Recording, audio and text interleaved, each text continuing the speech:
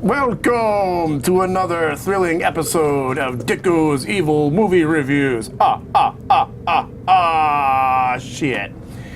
It's an exciting episode. It's our 13th episode. Lucky number 13. So we are fucking, are we stoked or what? Folked. We're folked. We're folked. We're stoked. Yes, the lucky 13th episode, we are going to do some changes around here, actually. Switch up the show a little bit since we're almost up to a full year. And the first thing I would like to do is get rid of this fucking wig. I mean hair. Fuckface, eat hair.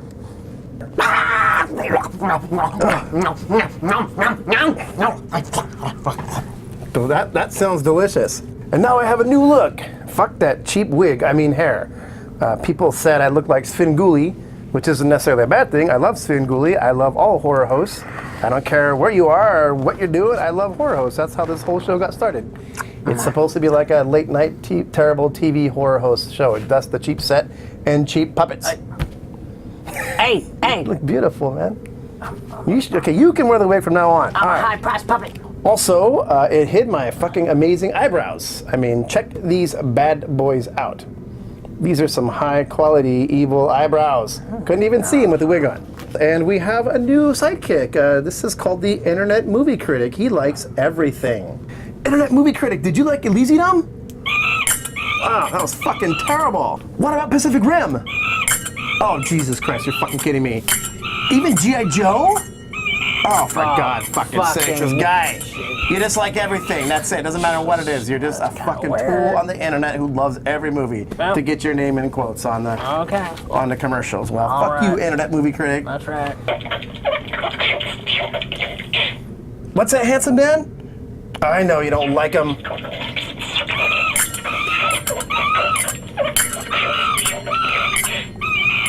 I don't know who's gonna win that fight, but I don't want to see what's left over. All right, moving on. Also, next thing, we're starting 2 more shows because the world obviously needs more me. First will be Drunken Trailers. We're just gonna Fuckface and I with his beautiful hair are just gonna watch trailers and talk shit about them when we get drunk. The second show is going to be called Shit I Watched on Netflix. And this here should be a really good show because it's going to be stuff I actually liked. Yes. Because Netflix can't get the new big budget movies because Redbox has got that shit locked down, they fill up their catalog with older, weirder shit. And some of it is actually really fucking amazing. I mean, some stuff that used to be really hard to find on VHS or D&D back in the day, like near impossible, like roller skating disco movie starring Linda Blair, Message from Space, insane Japanese Star Wars ripoff, mind fucking boggling. Star Crash, insane Italian Star Wars ripoff starring Marjoe Gortner and David Hasselhoff. The Apple, the Village People movie. I mean, this is just on there. Anybody can watch it. Weird shit. There's so much weird shit. It's awesome. Yeah, it's great. If you're if you like weird fucking old nutty ass movies, I do. That's the spot to go, and I'm gonna find them for you. Good. And now on to the main feature, the movie we are reviewing, Riddick. Ridiculous. No dick. Riddick. Ride my dick. Yeah. Jesus Christ, I think all the crack I smoked in my youth is coming back to haunt me because I actually like this movie. Okay. I know, it's shocking. Fuckface, you want to tell them what Riddick is about? Yeah, okay. Riddick is a sequel to Chronicles of Riddick. At the end of Chronicles, he was the ruler of an empire, but in this movie is deposed, most likely for being an insufferable douche. Now he is marooned on a hostile planet and must battle both the bloodthirsty alien life and bounty hunters who have come for his big, bald head. Vin Diesel took it back to the basics. He took it back to what made Pitch Black good. He dialed it down from the bloated disaster that was Chronicles of No Dick. This is a good B movie. I was 100% sure it was gonna suck. Matter of fact, I was so sure I was gonna do this whole bit dressed up like a giant baby Vin Diesel like this. And I was gonna thrash around a lot and make fun of the movie, and it was gonna be really hilarious. And wow, it's a bad movie, but it was actually a good movie. So thanks, Vin Diesel, for ruining my big joke.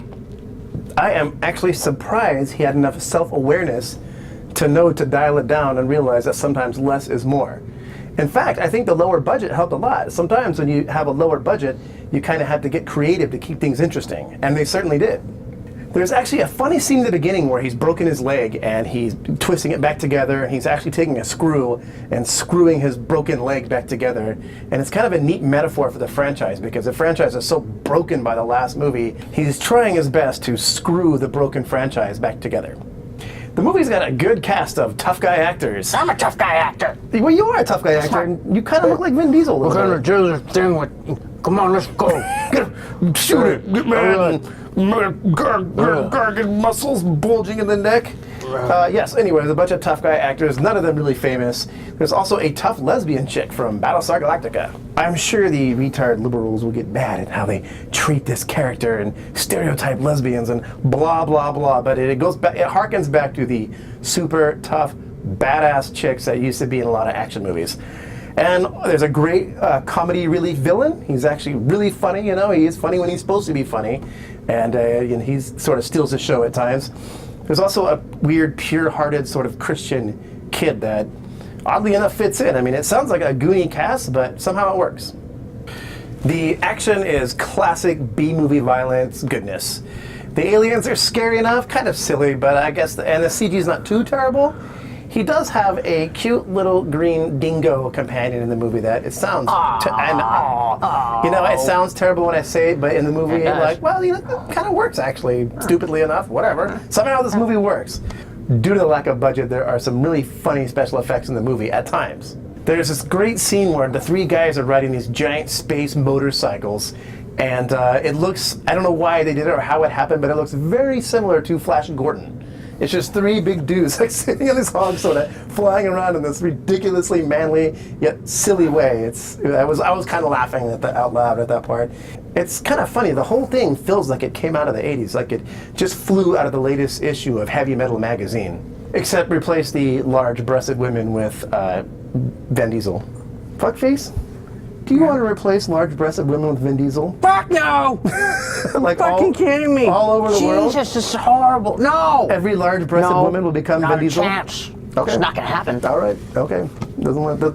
You look like Vin Diesel a little bit, you know. I know. You do. I got that coming. Like a lot of girls tell you look like Vin Diesel, right? I'm a big dick. He's a big dick. In the end, I got no beef with this movie. It's a great example of how to do a B movie right.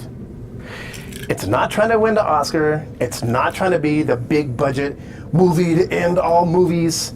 It's a good old-fashioned sci-fi, alien, B-movie, monster flick. And there's nothing wrong with that. Good job, Vin Diesel! You did it! Yeah! You made a good movie, buddy! You did great! You did good! You did good, little guy! You did it! You made a good movie in fucking years, not such pitch black, so congratulations.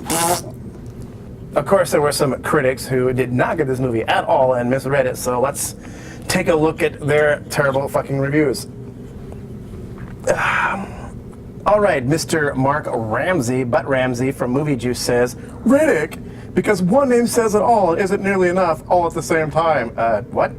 Riddick, because ridiculous has too many syllables. First of all, fuck you, butt rammer. Don't steal my jokes. Okay. Mark Kermode, or Commode, says, the script promptly shoots itself in the equal ops foot with some repellently ill-judged rapey humor, promptly undermining any residual goodwill. The rape humor is funny if it's done correctly, right? I'm not getting in on this. This is one of those classic movies that shows you how broke and busted Rotten Tomatoes scoring system really is. Because if you read most of the reviews, people more or less liked it. But yet it only has a 45%. I mean, even the negative ones sort of liked parts of it or bits of it, you know, or a decent amount of it. How does this fucking movie have a 45% and that total fucking piece of shit Thor have 75%? That's it for Riddick. And next up, I think we're going to try to do Gravity. We're going to test out Gravity. The theory of gravity. Does gravity work? Yeah, let's bring it up. Does gravity work? I suppose it works. All right. Anyway, look forward to that.